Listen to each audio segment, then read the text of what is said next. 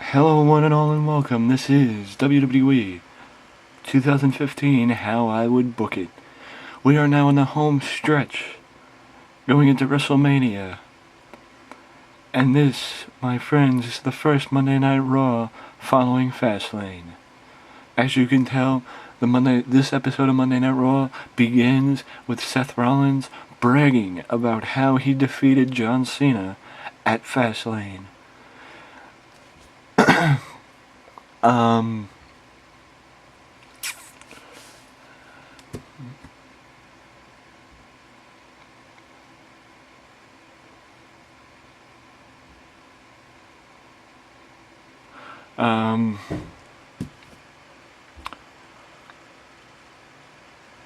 In all honesty, I don't know what I would have Seth say.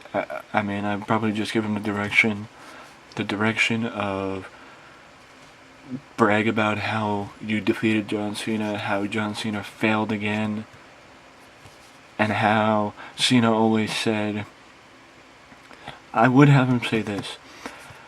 John Cena always said that to be the president, you had to go through him. Well, I did. I went through him. And now, I am Mr. Money in the Bank. I am the undisputed future of this company. And there's nothing anybody can do about it. Which leads to... wait for it. This. Randy Orton. Randy Orton comes out and tells Seth that basically he objects that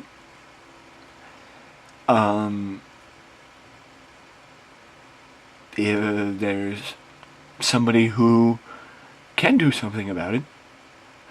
And if Seth thinks that Randy's forgotten, Randy would have a promo like this. Seth, if you think I've forgotten what you did to me, costing me almost 6 months of my career, you got another thing coming there, boy. You might have beaten Cena, but I proved last night, when I was the last one, that the people saw when the pay-per-view went off the air, that what existed between me and you ain't over. Because you thought you took me out, but I struck when you least expected it. And now, Seth, you got a problem. Because you have Randy Orton.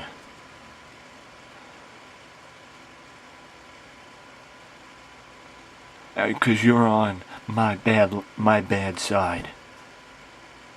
And people don't last when they're on my bad side.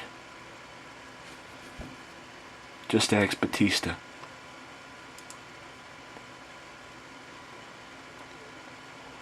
Now, I had it in my mind what I was going to have happen. You know, Seth was going to say, Seth would say, Randy, the only reason why you were able to get the better of me last night is because you were too much of a coward to fight me, to come and try and do that face to face. And you had to do it when my back was turned. And you proved that John Cena's a failure, and you are a coward.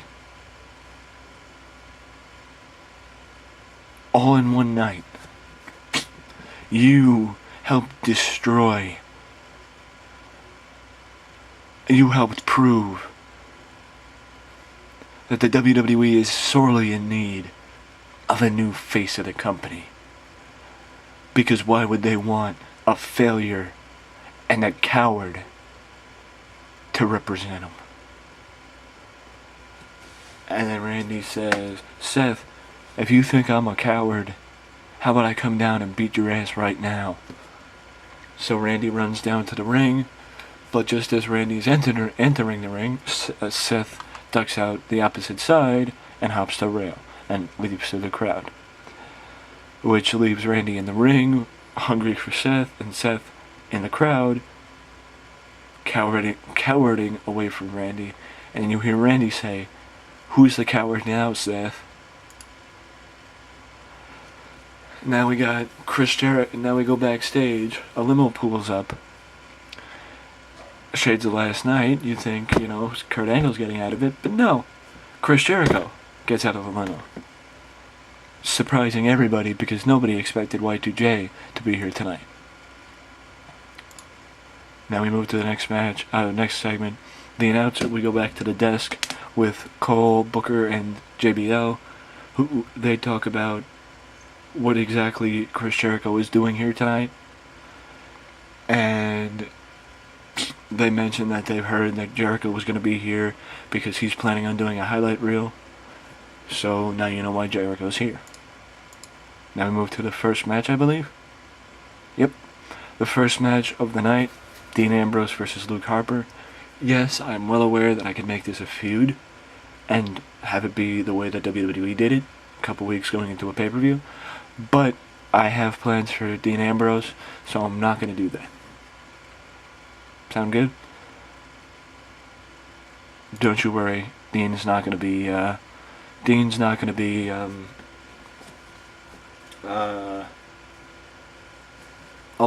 at WrestleMania. Let's put it that way. This segment highlights WWE loves doing recaps. There's no doubt about that.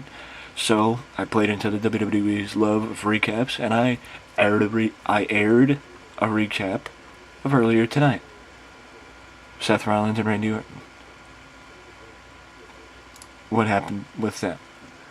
And now Daniel Bryan gets interviewed by Renee Young about his match last night against Dolph Ziggler, which Renee asks, "Daniel, how frustrating is it to have such a highly competitive match, but not be able to finish it before the time limit expired?"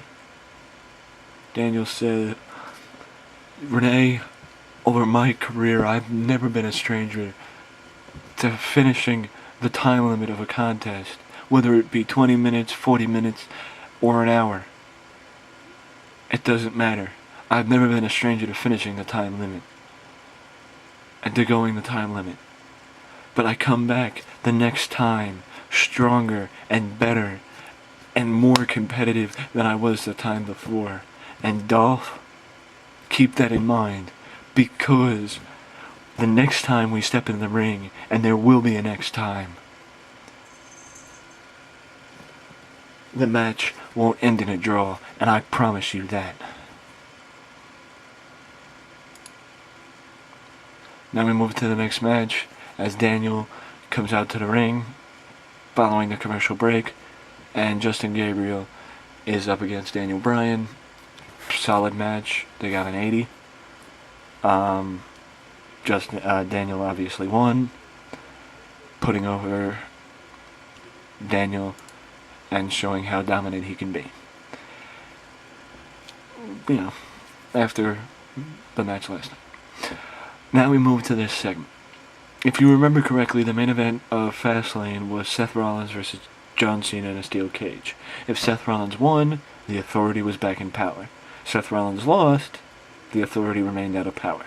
Seth Rollins won, and that is why Triple H and Stephanie are here tonight. Because they're back in power. They make the big grand entrance, and now they talk about how, you know what? Because of who it is, I'm not going to tell them what to say. I'll give you a broad definition of what they say in this promo. They talk about how they never should have been put out of power. The fact that Sting was given power is a joke. Vince McMahon is delusional. Vince McMahon is lost it. He did it to test Triple H and Stephanie. the plan to get them back in power has been put in place. Has been talked about by the rest of the authority for months. And Raw wasn't the same without the authority, basically putting themselves over. And then we go to this promo. Triple H taunts Sting. Triple H is in the ring with Stephanie. They finish talking about how great it is to be back in power, and then Triple H starts running down Sting, saying that Sting has never done anything to deserve even being put in a position of power in this company. This is his company. If somebody tries to take this company away from him, they're gonna get their ass kicked. Sort of the type of promo that he cut. I think back in January when he first came back on Sting, because Sting obviously was one of the reasons why Hunter took him out of power. And Hunter, in the promo, I would have Hunter say that he thinks Sting finally showed up because the money was right, and he wanted to defend WCW. He wanted to give WCW one last hurrah. Well, Sting, I hate to break it to you, WCW's dead, and nobody cares about it. Nobody cared about it when my father-in-law bought it, and we did everybody a favor when we put it out of business. You were just too much of a coward to come then. And now, the only reason why you showed up is because I wasn't waiting for you at the door. But now that I'm back, you're nowhere to be found, Sting. Be a man for the first time in your life, and show up. And face to face, let's do this thing, Sting. Obviously nothing. And then we move to the next segment with Stardust and R-Truth, which seems to be a favorite of real life WWE. Stardust and R-Truth. Decent match. Stardust is getting better with cutting promos. He cut a promo on his brother, saying that he basically explaining why he acted the way he did when his brother kept calling him Cody.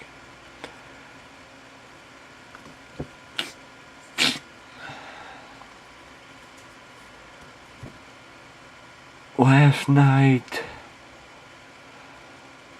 my former tag team partner Goldust tried to reason with me to try and get me back on his side. But not as Goldust. He tried doing it as Dustin Rhodes, the brother of Cody Rhodes.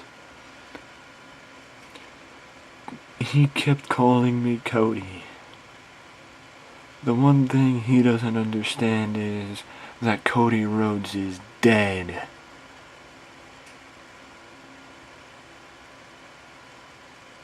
I became Stardust.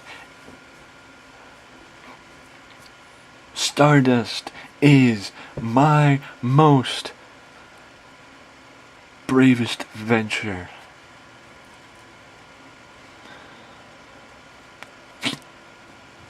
Cody Rhodes doesn't exist anymore. And it is all because of Goldust.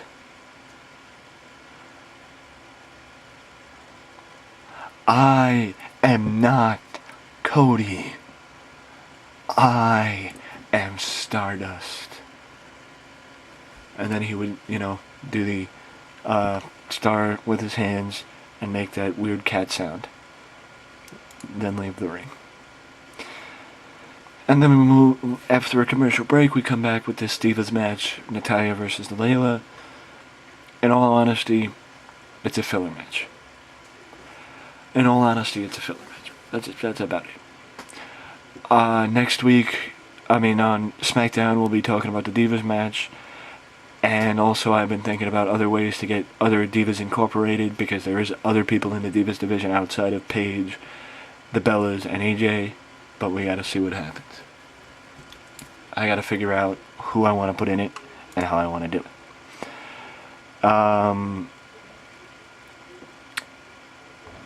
This segment is highlighting last night and showing highlights of Fastlane and saying that you could watch it whenever you want on the WWE Network for only $9.99 a month. Humorous plug, etc., etc. Humorous plug for the network, so on and so forth. Fact of the matter is, we move to the next segment, which is John Cena. John Cena takes the mic and says, and apologizes to the fans because he failed. Because he failed them, he failed the WWE, and he failed by losing to Seth Rollins last night at Fastlane and not being able to keep the Authority out of power. He wasn't able to do it at the Royal Rumble, and he wasn't able to do it at Fastlane. But now, I would have Cena say, from this point forward, the next match I lose will be my last. I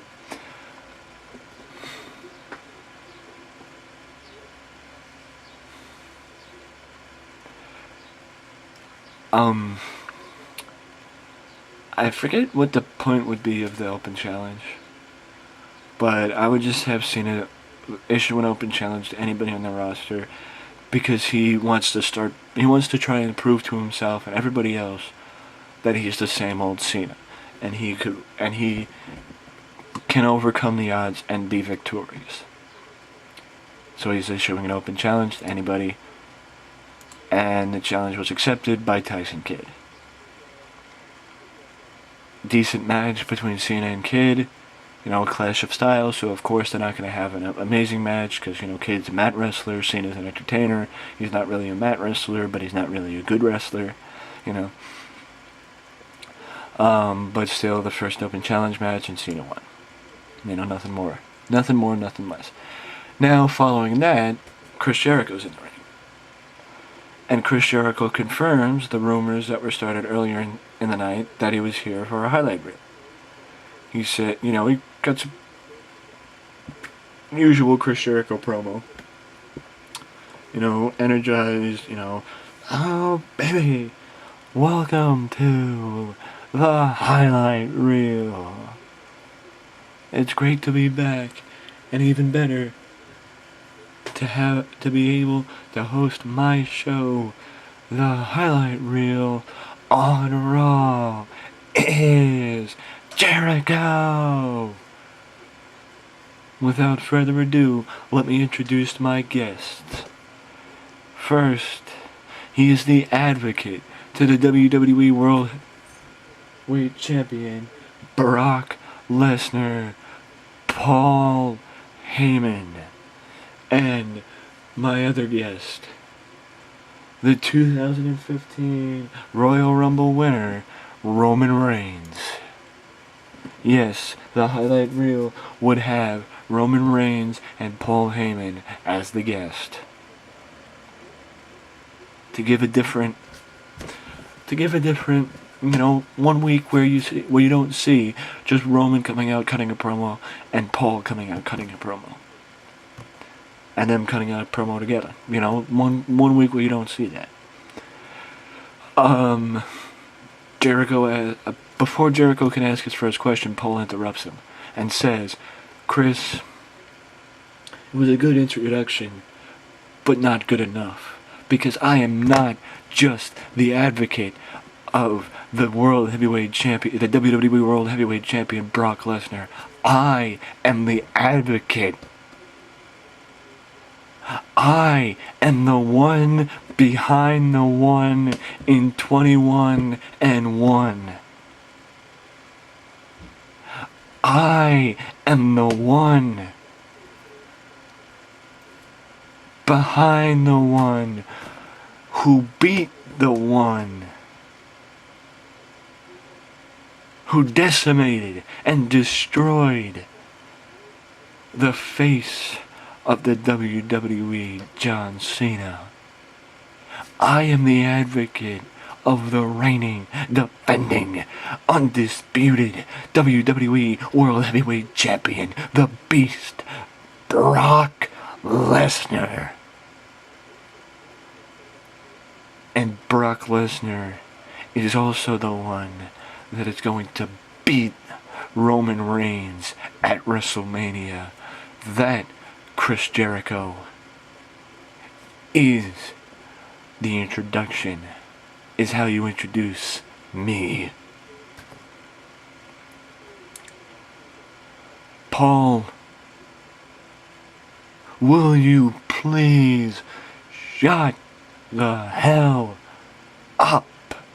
Nobody cares how we are supposed to introduce you, because you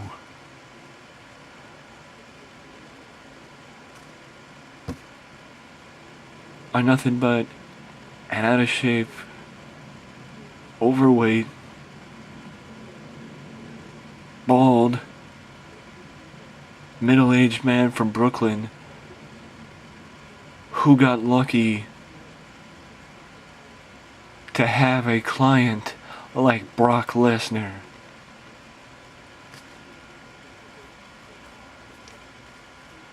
To do his bidding for him. Without Brock, you're nothing. You know what, Jericho? You are just like Roman Reigns, because you think that even when you're gone, these people care about you. These people don't care about you. These people don't miss you. These people are happy when you're gone and disappointed when you come back. The only difference between you and Roman Reigns is these people are disappointed when Roman's here and wish he would never come back. You know what, Paul? This is what Roman would say. I'm sick and tired of hearing that I can't beat Brock Lesnar.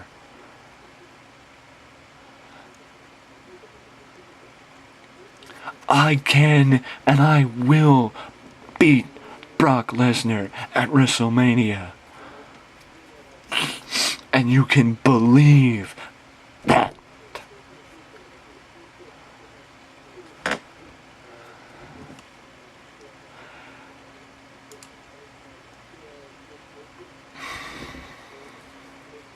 That's the bulk of the segment.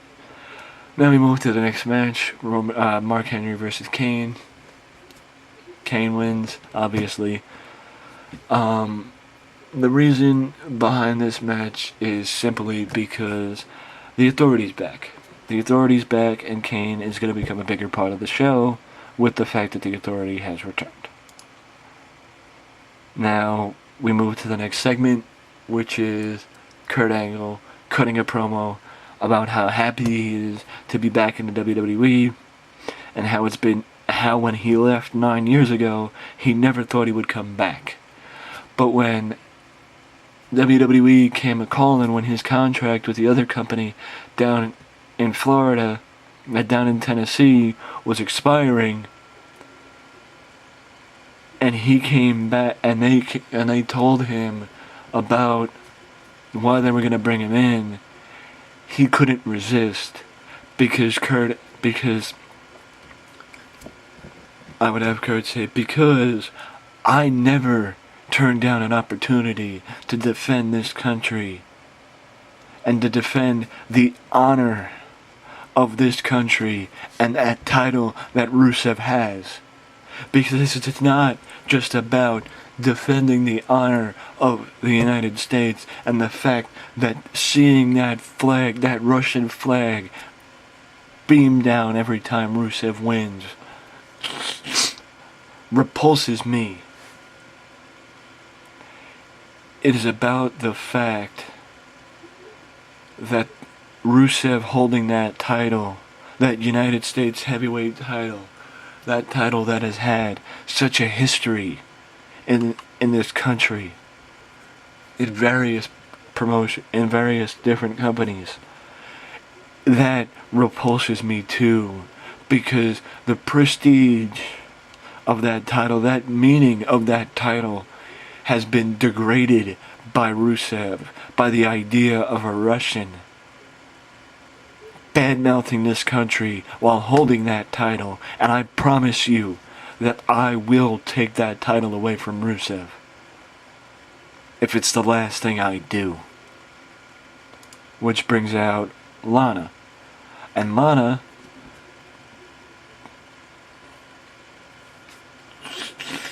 tells Angle, Lana does not get in the ring, she just stays on the stage. Lana tells Angle, Mr. Angle,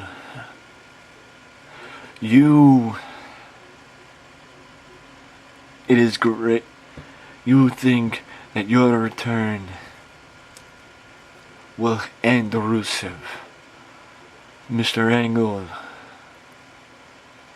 your return, your celebration will be short-lived, because when you step into the ring with Rusev, you will be like everybody else, and you will be crushed, and the last hope of the Americans will finally be crushed. Lana, that is your name, right? The one thing you never accounted for is that I won an Olympic gold medal with a broken freaking neck. I don't give up. I've beaten bigger men, tougher men than Rusev.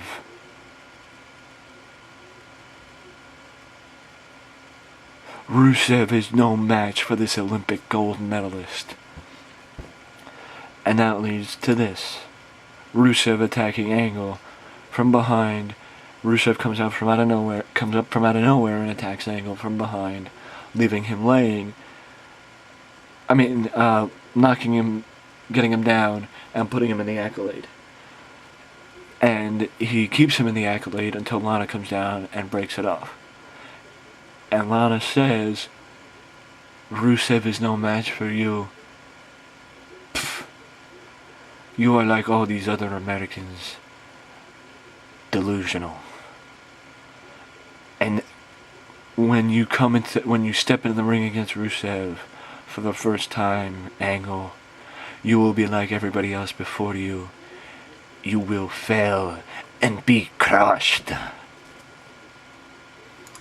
Move to the next segment, which is Roman Reigns against the debuting prospect, Scott Dawson. Now, many of you might be thinking, who the hell is Scott Dawson? Apparently, I've never heard of him. I don't know if he's still on the roster, but apparently he's from WWE Developmental. And he was in NXT, and I called him up. Because, for one thing, if I don't know you, if I don't like you, I have no attachment to you. So I can make you whatever the heck I want. And that's why I needed a jobber, so I called up Scott Dawson. Now we move to the next segment, Bray Wyatt. If you remember correctly, at Fastlane, Bray officially challenged The Undertaker to a match at WrestleMania. Well, the promos continue. But this time we know who he's talking about. And if you remember back before Fastlane in real life, Bray was working on something when he, before Fastlane, and he came out with it at Fastlane. Well, he's working on that thing in this promo. This promo will be different than other promos because Bray will have almost complete control throughout the entire segment of what he wants to say. Almost. I just want him to say, I will just tell him one thing to say. And that one thing starts with, Undertaker, you made many matches famous. And those matches, and one of those matches will be your downfall. And I will become the new face of fear. Find me. And now we move backstage. Chris Jericho is down backstage. Wait, no. We go back to the announcers, but Michael Cole is being told something in his headset, and he says, guys, I'm being told that something happened backstage. We gotta get a camera back there. Somebody's down and looks hurt. We gotta get a camera back there. So a camera runs backstage, comes up on a crowd of people, and